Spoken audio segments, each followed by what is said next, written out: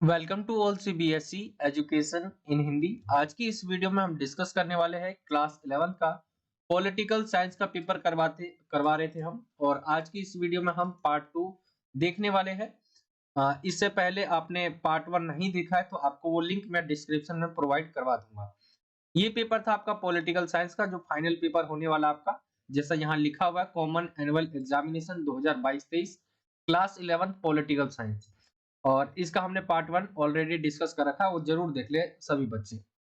आगे आते हैं हम यहाँ पे। टाइम जैसा कि आप सभी को पता ही होगा, 3 घंटे का आपके पास टाइम रहता है।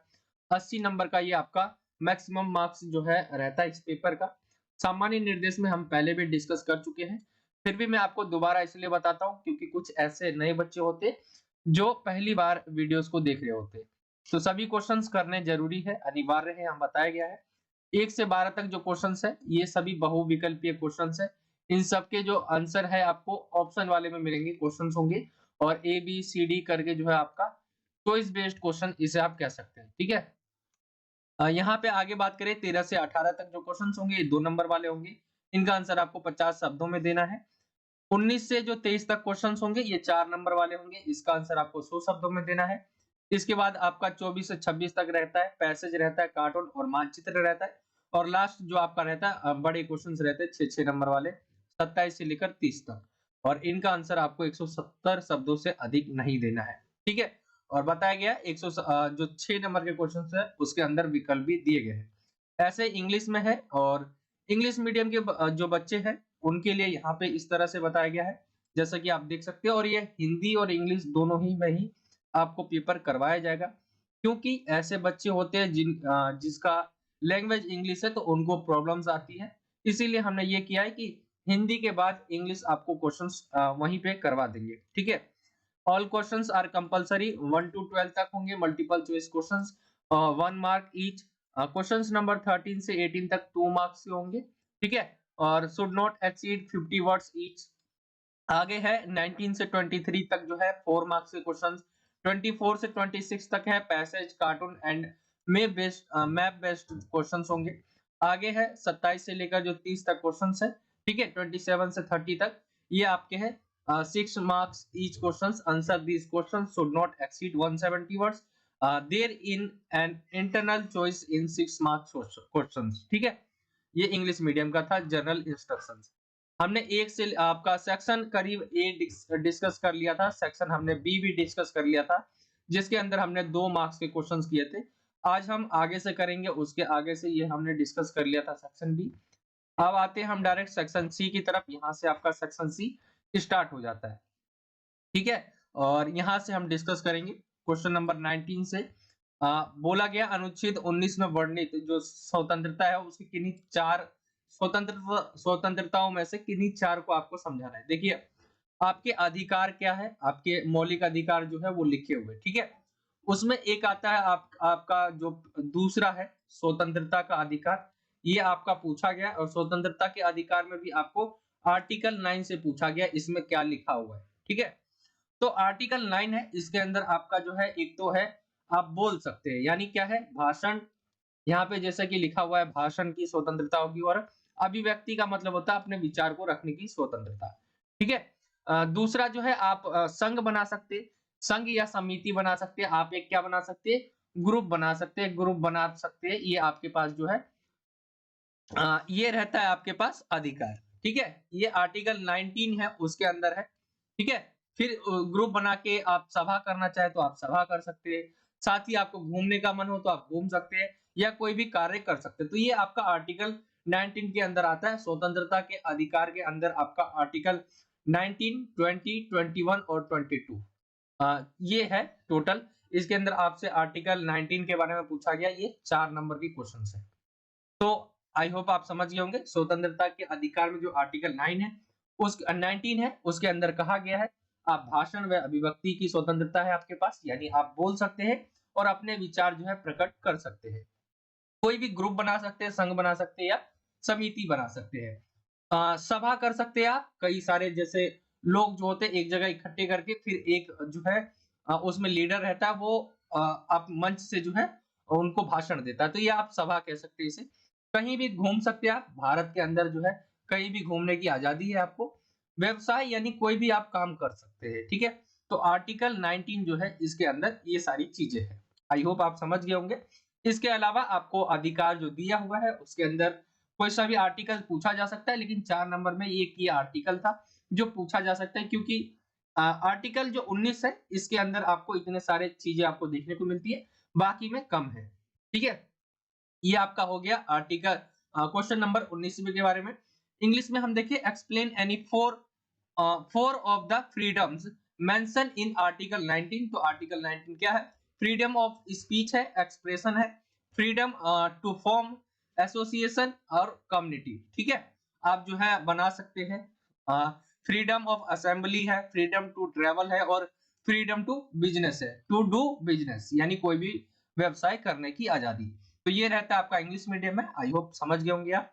चलते हैं क्वेश्चन नंबर 20 की तरफ। क्वेश्चन नंबर 20वां है, भारत में होने वाले चुनाव प्रक्रिया के बारे में पूछा गया है कि भारत में जो चुनाव होते हैं वो किस प्रक्रिया से होते हैं, किस तरह से होते हैं। देखिए, हमारा जो है एक निर्वाचन आयोग है। निर्वाचन आयोग की ही जिम्मेदारी होती है भारत में जो चुनाव होते हैं वो कराने की। निर्वाचन आयोग जो है निर्वाचन आयोग है उसकी जिम्मेदारी है। इसके अंदर जैसे भारत का जो निर्वाचन आयोग है उसके द्वारा एक जारी कर दी जाती है सूचना कि चुनाव होना है, ठीक है। पहले सूचना जारी कर दी जाती है, उसके बाद जो है इसकी डेट हो गया, इसका डेट हो गया, फिर आवेदन क्या करने का समय हो गया, ठीक है। नाम लेना है वापिस तो वो ले सकते हैं। उसके बाद चुनाव प्रचार होता है।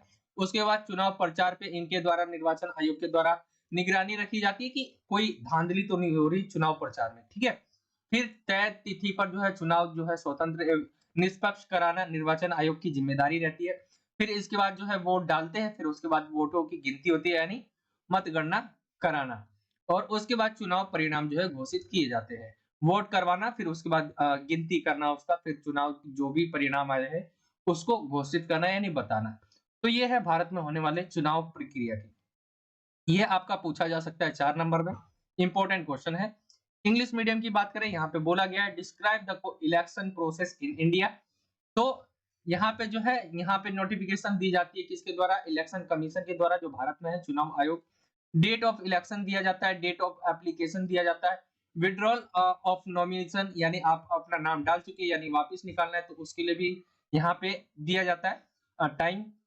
Monitoring the election campaign and election, ठीक है, election campaign, making election free and fair on the fixed date यानी सही समय पर जो है इलेक्शन हो, प्रचार हो, ये सारी चीजें कही गई है। Counting of votes and declaration of election result. तो ये आ जाएगा आपका इंग्लिश मीडियम में। आगे आते हैं हम क्वेश्चन नंबर 21 की तरफ। 21 पूछा गया है राजनीतिक सिद्धांत है उसका क्या महत्व है।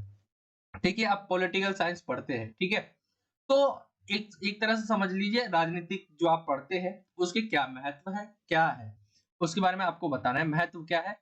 तो न्याय और समानता के बारे में सुव्यवस्थित सोच का विकास होता है, ठीक है। न्याय किसे कहा जाता है, किस तरीके से समानता आती है, इस जो सोच है इसका विकास होता है, ये राजनीतिक सिद्धांत पढ़ने से ही होता है।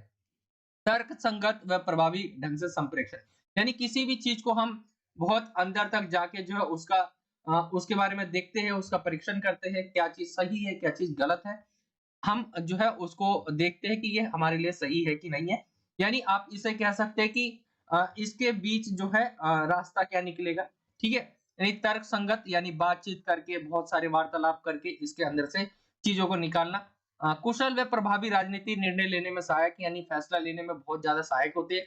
जो राजनीतिक सिद्धांत पढ़ते हैं हम, इससे हम फैसला लेने में हमें बहुत ज्यादा लाभ होता है हमें इससे, ठीक है, अच्छे फैसले लिए जा सकते हैं।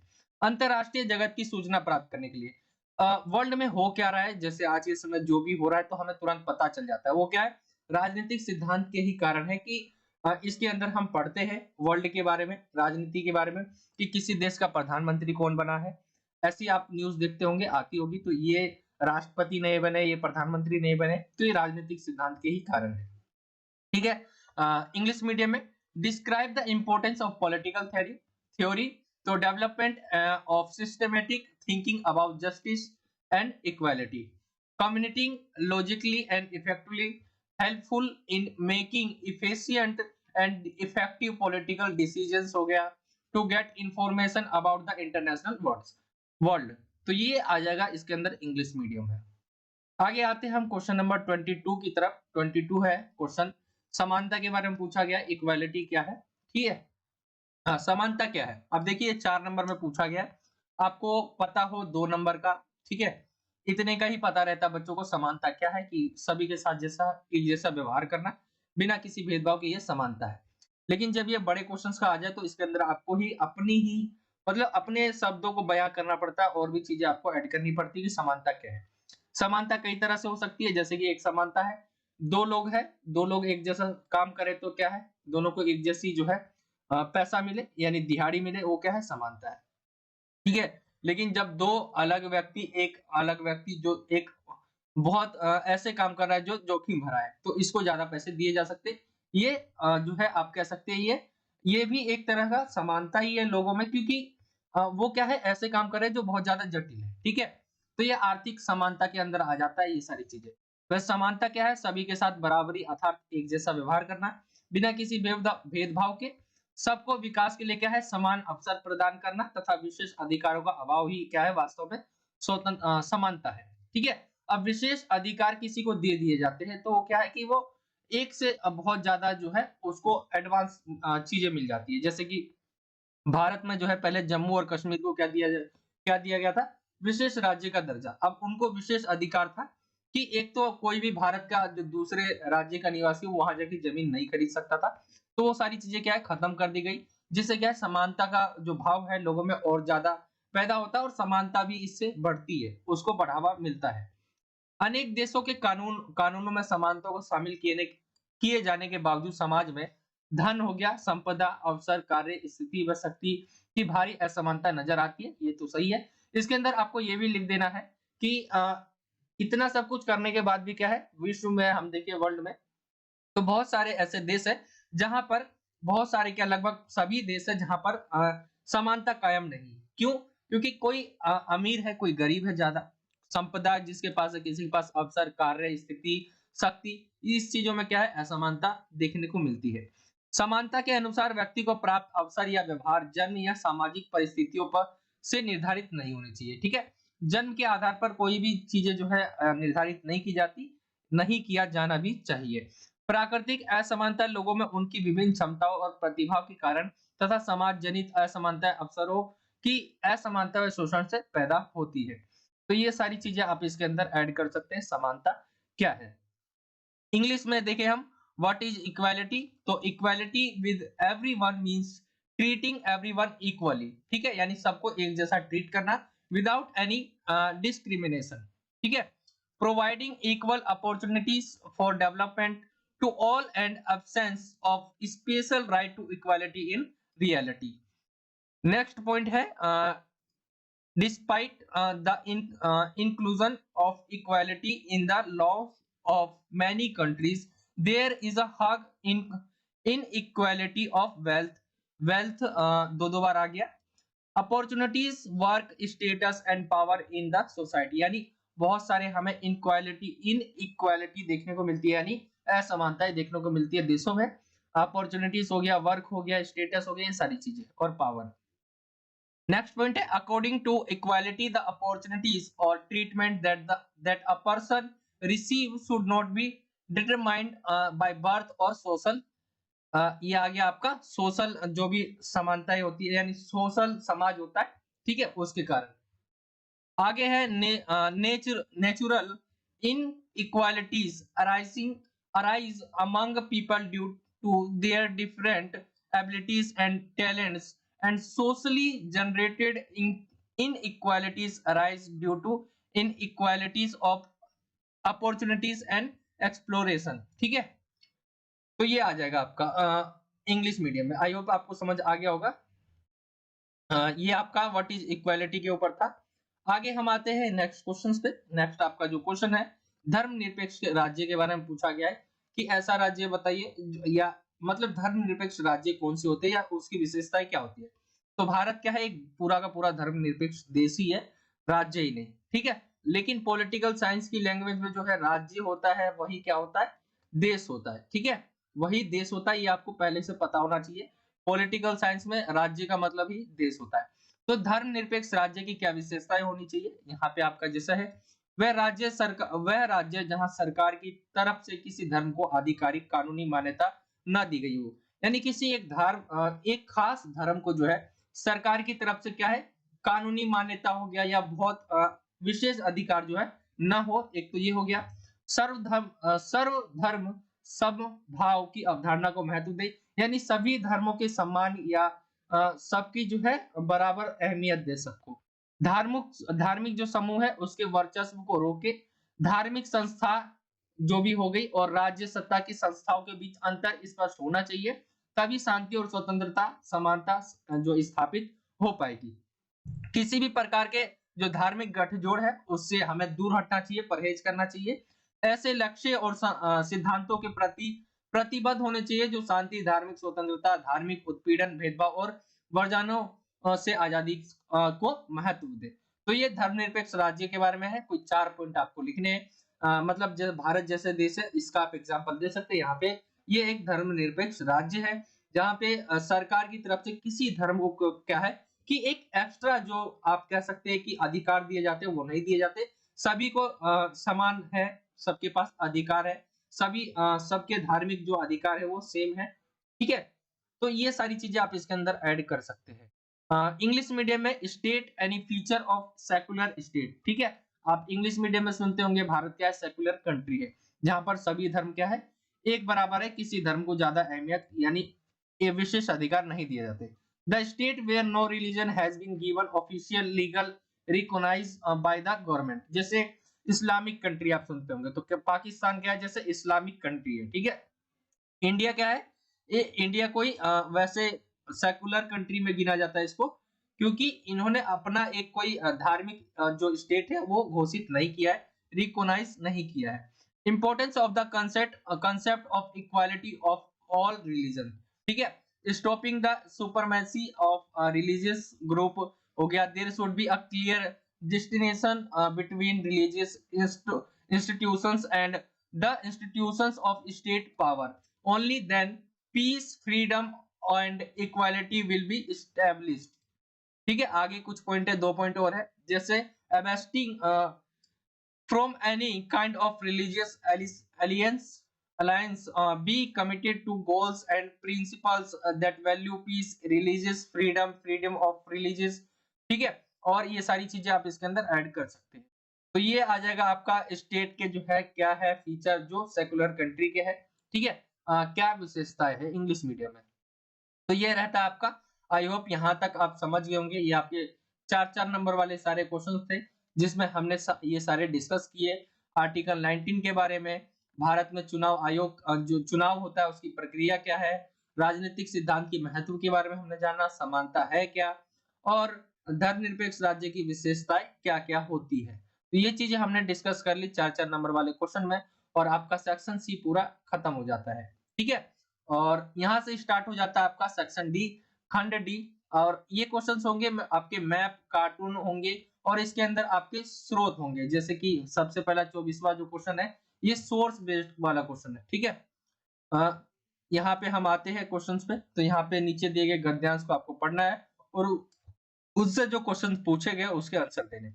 अब यहाँ पे आपको सोर्स को नहीं पढ़ना है, डायरेक्ट हम आते हैं इसकी तरफ क्योंकि उसमें टाइम वेस्ट होगा। यहाँ पे बोला गया है 24.1 नेहरू जी के अनुसार धर्मनिरपेक्षता का क्या अर्थ है। राज्य का अपना धर्म विशेष होगा, राज्य द्वारा सभी धर्मों को समान संरक्षण होगा। तो ये राइट आंसर है। बाकी ये जो सी है ये भी गलत है और डी है ये भी गलत है। ऑप्शन बी जो है राइट आंसर निकल कर आ जाएगा। नेहरू जी के अनुसार जो है धर्मनिरपेक्षता क्या है, राज्य द्वारा सभी धर्मों का समान संरक्षण। ये है नेहरू जी के विचार धर्मनिरपेक्षता के ऊपर। आगे है 24.2 है, नेहरू जी किस धर्म का अनुसरण करते थे। तो वो ऐसा कहा जाता है या उन्होंने क्या ऐसा कहा है, जवाहरलाल नेहरू जी स्वयं किसी धर्म का अनुसरण नहीं करते थे, क्योंकि वो ऐसा मानते होंगे कि, मैं अपनी तरफ से बता रहा हूँ कि वो ऐसा मानते होंगे कि वो क्या है, देश के प्रधानमंत्री है और ऐसे में उनको सभी धर्मों को साथ लेके चलना है, तो उनको ये चीजें अपनानी पड़ेगी, वो उनका मानना था। ठीक है, आगे हम आते हैं 24.3 पर। तो नेहरू जी का तुर्की के अतातुर्क से जो है संबंध था, कैसा संबंध था, अतातुर्क के अनुयायी से अनुयायी से, अतार्कुक के सहयोगी से, अतार्कुक के विचार से भिन्न विचार रखते थे, अतार्कुक के विरोध थे, विरोध में थे। तो अतार्कुक के विचार से भिन्न विचार रखते थे। सी ऑप्शन जो है इसका राइट आंसर आ जाएगा 24.3 का। 24.4 पे आते हैं हम, तो धर्म और राज्य के बीच संबंधों को लेकर नेहरू जी के क्या विचार थे? तो उन्होंने नेहरू जी धर्म और राज्य के बीच पूर्ण संबंध विच्छेद के पक्ष में नहीं थे। ठीक है, नेहरू जी धर्म और राज्य के बीच पूर्ण संबंध विच्छेद के पक्ष में नहीं थे। ये आ जाएगा इसका राइट आंसर बी। पहले ही मैंने बोल्ड करके वैसे रख रखा है। ठीक है, तो ये हो जाएगा इसका आंसर। आई होप आप समझ गए होंगे। ये आपका स्रोत है और ऐसे स्रोत जो है आपके आएंगे और सेम इसी पैटर्न से आपका पूरा पेपर आएगा। तो उसी पैटर्न के अनुसार मैं आपको पेपर प्रोवाइड करवा रहा हूँ। इंग्लिश मीडियम में कुछ इस तरह से है। 24 read the passage given below and answer these questions given below. जो भी क्वेश्चंस दिए गए उसके आंसर आपको देने हैं। तो यहाँ पे पूछा गया है what is the meaning of secularism according to Nehru. तो किस तरह से है? तो all religious will have equal protection by the state. तो ऑप्शन बी इसका राइट है। ठीक है, which religion did Nehru follow. तो कौन सा रिलीजन जो है नेहरू फॉलो करते थे? तो नेहरू कौन सा फॉलो करते थे? Not follow any religion. ये आपका राइट आंसर आ जाएगा। Jawaharlal Nehru himself did not follow any religion. Option जो डी है वो राइट आंसर आ जाएगा। आगे है 24.3 Nehru ji had relation with Turkish अतार्कुक। तो यहाँ पे जो है राइट आंसर क्या आ जाएगा? यहाँ पे जैसे was a follower of Ataturk, was an ally of Ataturk, held view different from those of Ataturk. तो ये राइट आंसर आ जाएगा ऑप्शन सी। ठीक है, 24.4 है ये आपका। Nehru views about the relationship between religion and the state. तो क्या है आपके सामने? ऑप्शन है A, Nehru was in favour of complete separation between religion and state. Nehru was not in favor of complete separation between religion and state. Nehru ji looked at religion and state from two different point of view, none of the above. तो option B इसका right answer निकल कर आ जाएगा। ठीक है, तो ये आपका 24.4 का आंसर था। तो ये पूरा का पूरा आपका स्रोत जो है ये खत्म हो जाता है और ये स्रोत 4 नंबर का था।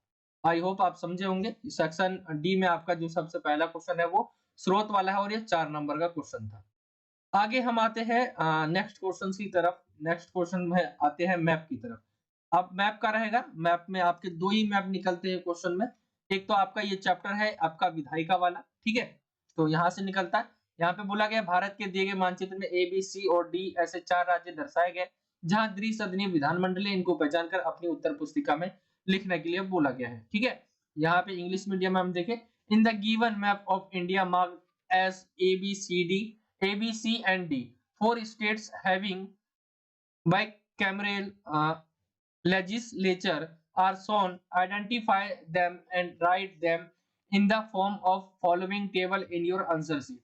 तो यहाँ पे आपको इसमें देखना है द्विसदनीय राज्य कौन कौन से हैं, यहाँ पे आपको बताना है। अब 2 सदन वाले राज्य मैंने आपको पहले भी समझाया कि कैसे होते हैं। जैसे एक हमारा होता है केंद्र स्तर पर लोकसभा राज्यसभा। ठीक है, लोकसभा और एक होता है राज्यसभा। यहाँ पे हमारे ये केंद्र स्तर पर है। ऐसी राज्य स्तर पे भी होते हैं, राज्य स्तर पे भी होते हैं 2। तो आपको बताना है ऐसे कुछ ही राज्य है जहां पे 2 सदन है। ठीक है, बाकी जगह एक ही है। तो कौन कौन से है? ए में क्या आएगा आपका? यूपी है ए। बी क्या है आपका? ये कर्नाटक है। ये आपका क्या है? ये महाराष्ट्र है आपका। और डी जो रहता है आपका तेलंगाना है। तो ऐसी आपको जो है उसमें लिख देना है जो आपका दिया गया है। जैसे यहाँ है, पहला क्या है? ए क्या है आपका? यूपी उत्तर प्रदेश। दूसरा क्या था आपका? कर्नाटक। तीसरा क्या है आपका? मुंबई सॉरी महाराष्ट्र। और लास्ट जो रहता है आपका वो रहता है तेलंगाना। तो ये आपका राइट आंसर निकल कर आ जाएगा मैप वाला। तो कुछ इस तरह से करना होता है। बाकी मैं आपको मैप के लिए अलग वीडियोस प्रोवाइड करवा दूंगा जिसके अंदर हम मैप भी डिस्कस कर लेंगे। आगे आते हैं हम नेक्स्ट क्वेश्चन पे। क्वेश्चन नंबर 26 रहता है। यहाँ पे बोला गया है जो कार्टून है उसका अध्ययन करना है और उस क्वेश्चन के आंसर देने हैं। तो यहाँ पे इस कार्टून को आप ध्यान से देखेंगे। ठीक है, तो कुछ इस तरह से ये जो है हमारा प्रथम चुनाव है। मैं आपको थोड़ा सा जानकारी दे देता हूँ। प्रथम चुनाव के बारे में बताया गया ये जो ये आपका कार्टून दिया हुआ है। अब इसमें कार्टून में हाथी किस समस्या की ओर संकेत करता नजर आ रहा है? तो ये हमारे प्रथम जो चुनाव हुए थे उसके बारे में ये चित्र बनाया गया है, उससे रिलेटेड है। तो जो पहला चुनाव हुआ था उसके अंदर अनुभवहीन यानी अनुभव नहीं था, एक्सपीरियंस नहीं था, और इतने जनसंख्या में क्या है मतदान कराना, तो उसको नियंत्रित करने करके सफल मतदान कराने के लिए जो है इसकी ओर संकेत हमें नजर आता है। हाथी की पूंछ खींचना किस ओर इशारा करता है? तो इसके लिए अनियंत्रित मतदाताओं को क्या है चुनाव में मतदान के लिए तैयार करने का प्रयास किया जा रहा है। आगे है हाथी की पूंछ खींचने वाले नेता का क्या नाम है? तो वो है पंडित जवाहरलाल नेहरू। और यहाँ पे वयस्क मताधिकार से आप क्या समझते हैं? तो 18 वर्ष की जो भी ऊपर है वो सभी नागरिक जो है बिना भेदभाव के मतदान देने का अधिकार है उन्हें। तो ये आ जाएगा आपका ये कार्टून वाला क्वेश्चन। ये आप एक चीज और नोट कर ले इसमें कि ये आपका पूछा जा सकता है एमसीक्यू बेस्ड, ठीक है? क्वेश्चन होगा एबीसीडी करके आपका हो सकता है, ठीक है? तो मैं वैसे ऐसे ही होगा आपका और ऐसे भी हो सकता है। तो मैं आपको ऐसे प्रोवाइड करवा रहा हूँ अभी। मैं आपको एमसीक्यू में भी प्रोवाइड करवा दूंगा और इसको भी बना सकते हैं। जैसे कि इसमें जो है पंडित जवाहरलाल नेहरू की जगह 3 नाम और ऐड कर दे, इसमें से आपको चुनना पड़े, तो ऐसे भी हो सकता है ये, ठीक है? मैंने थोड़ा और ईज़ी आपके लिए कर दिया है इस तरीके से ताकि आप डायरेक्ट समझ जाओ। तो ये रहता है आपका कार्टून। आई होप आप समझ गए होंगे ये कार्टून था आपका। और आज हम यहीं तक रहने देते हैं इस पार्ट में। जो आपका लास्ट पार्ट होगा उसमें हम 6 मार्क्स के जो क्वेश्चन आंसर है उसके ऊपर हम डिस्कस करेंगे। और वीडियो देखिए इतनी लंबी बन जाती है तो कोई बच्चा देखता नहीं, इसीलिए मुझे जो है कई पार्ट में लाना होता है। ठीक है? वहाँ पे पता चल जाता है जब मैं वीडियो अपलोड करता हूँ तो जब पता चल जाता है 1 मिनट 2 मिनट तक बच्चे देखते हैं और वीडियो रहती है आपकी 30 मिनट 35 मिनट की, 40 मिनट की, 1 घंटे की। तो इतने तो बच्चे देखते नहीं है इतने मिनट तक, इसीलिए मैं जो है वीडियो को इतने भागों में ला रहा हूँ। ठीक है? तो थर्ड पार्ट जो है आपका रहेगा, वो लास्ट रहेगा जिसके अंदर हम 6 नंबर के जो क्वेश्चंस होंगे उसके ऊपर हम डिस्कस करेंगे। तो ये था आज का ये वीडियो, आपका सेकंड पार्ट था। फर्स्ट पार्ट आप नहीं देखे हो तो जरूर देख लिया, आपको डिस्क्रिप्शन में मिल जाएगा। थर्ड जो पार्ट रहेगा वो भी मैं इसके डिस्क्रिप्शन में लगा दूंगा जब मैं वो वीडियो बना लूंगा। तो ये था आज का वीडियो। आई होप कि आपको वीडियो अच्छा लगा होगा। वीडियो अच्छा लगा हो तो वीडियो को लाइक करें, शेयर करें अपने दोस्तों में। और चैनल पे नए हो तो नीचे आपको जो है रेड ब्लैक कलर में सब्सक्राइब का वो दिखेगा, ठीक है? ब्लैक कलर में दिखेगा, तो उस पे आपको जो है सब्सक्राइब लिखा होगा, उस पे आपको क्लिक करना है और बेल के आइकन को ऑल पे सेलेक्ट कर लेना है। इससे जब भी मैं कोई नई वीडियो डालूंगा तो आप तक वो नोटिफिकेशन पहुंच जाया करेगा। चलिए मिलता हूँ आपसे अगली और एक्साइटिंग वीडियो में। जब तक के लिए जय हिंद, जय भारत, वंदे मातरम।